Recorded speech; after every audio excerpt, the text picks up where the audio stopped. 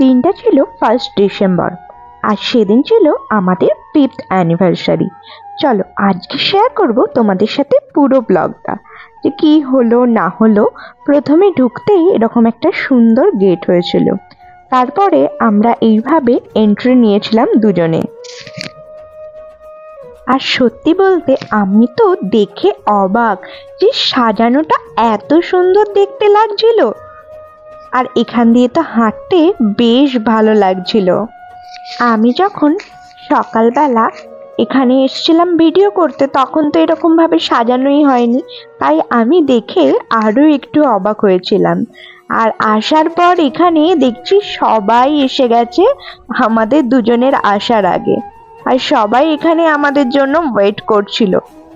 আর খুব খিদে পেয়ে গেছিল, তাই ঢুকেই প্রথমে আমরা দই ফুচকাটা ট্রাই করলাম।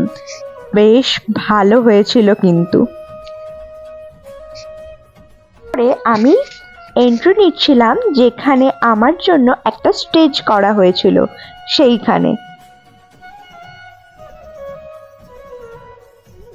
আমি তো পুরো সেদিন প্রিন্সেসের মতো সেজেছিলাম।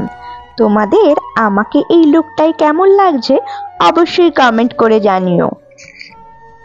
এখানে আমার দিদুন আমাকে একটা সুন্দর সোনার হার গিফট করেছিল, আর সেটাই দিচ্ছে। এরপর ছিল আমার তরফ থেকে একটা সারপ্রাইজ গিফট আমার বরের জন্য, সেটা তো আমি ভিডিওতে পোস্ট করেছি।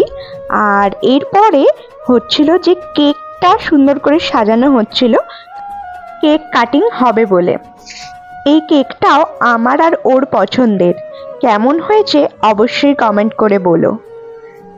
এরপরে দেখো একে একে আমরা অনেক গিফট পাচ্ছি।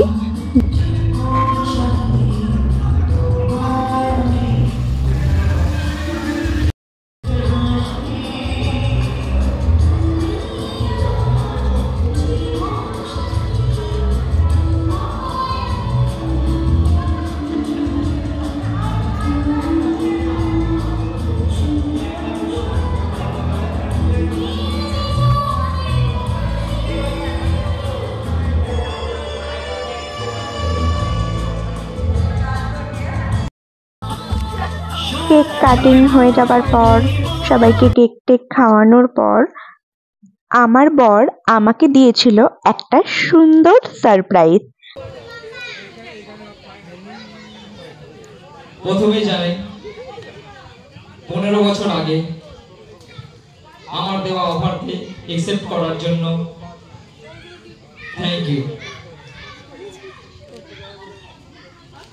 এতগুলো দিন আমাকে ভালোবাসার জন্য থ্যাংক ইউ। এরপরে সবার রিকোয়েস্টে আমরা একটা গানের ডান্স পারফরমেন্স করেছিলাম।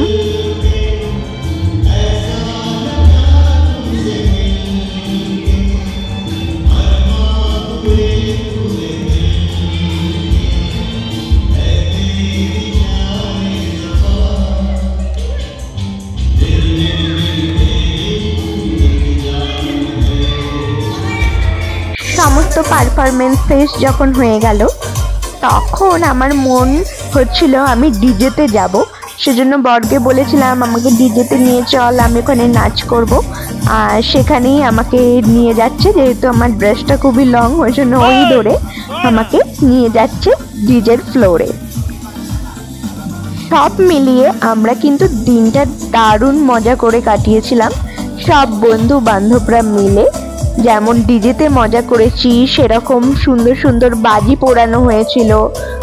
সমস্তই খাওয়া দাওয়া সবকিছু মিলিয়ে আমরা দারুণ মজা করেছি এই 5th অ্যানিভার্সারিতে। দেখতেই পাচ্ছ আমি শেষ করলাম। দেখা হবে নেক্সট ব্লগে।